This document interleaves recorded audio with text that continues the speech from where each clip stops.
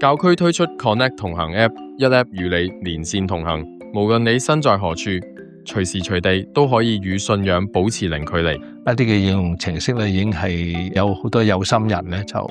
擺咗上去，的確咧亦都睇到咧教友好中意，同埋幫到佢哋嗰個祈禱生活。咁所以後期我哋見到教友有咁嘅需要，咁不如我哋教區嘅層面集合一啲人力嘅資源去開發啦，同埋咧最重要就係日後咧可以咧去不斷去跟進，同埋咧係去即係升級啊等等呢啲嘅工作。點開主頁，除咗可以直接訂閱你所屬嘅堂區，全港每個角落嘅聖堂資訊，更加係一覽無遺。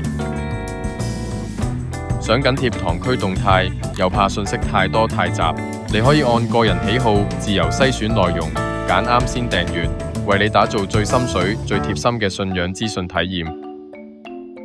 成功訂閱，首頁實時更新，最貼心嘅堂區資訊，隨時隨地為你送上。今日其實每一個人都係喜歡用手機，通過佢哋嘅使用習慣，對邊一個堂區係有興趣，或者係經常參與邊一個堂區嘅一啲嘅活動，從呢啲數據嗰度，我哋大概估計到咧，即係我哋今日嘅教友個群體係點樣樣，個分佈係點樣樣，佢哋嘅年齡層或者佢哋嘅興趣係啲乜嘢嘢，咁呢啲反而係幫助到我哋個牧民工作。各 App 仲有每日祈禱功能，精準記錄每日彌撒經文、禮儀同節慶資訊。如果訂閱咗堂區，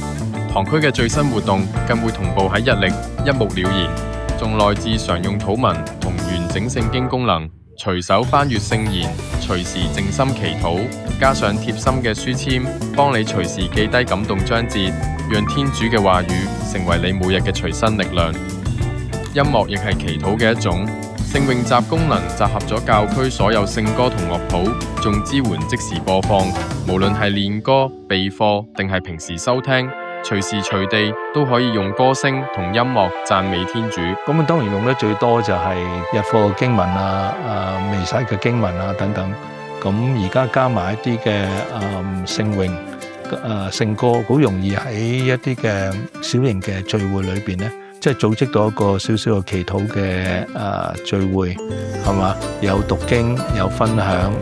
有歌詠咁就唔需要咧臨時臨急要預備好多嘅嘢等等。我哋而家都準備緊咧，就係可能我哋會自己開發一個同信仰有關，又或者以信仰內容為主嘅一個嘅人工智能嘅模式，係嘛？係啦，咁希望通過一個咁樣嘅人工智能咧，咁亦都可以咧為教友咧提供一啲比較穩妥嘅一啲嘅信仰嘅講解或者係一啲嘅資訊等等咁樣。咁呢個係我哋而家喺度準備緊嘅。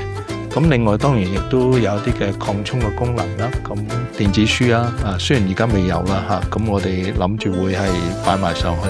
我希望咧將來堂區嗰個嘅捐款嘅平台，如果亦都可以推出咧。咁呢啲都係我覺得係幾好嘅功能。個 App 仲貼心支援繁體、簡體同英文切換，無論係本地教友、華僑定係外籍朋友，都一樣啱用。打破語言界限，真正做到咩人都啱，一 App 同行。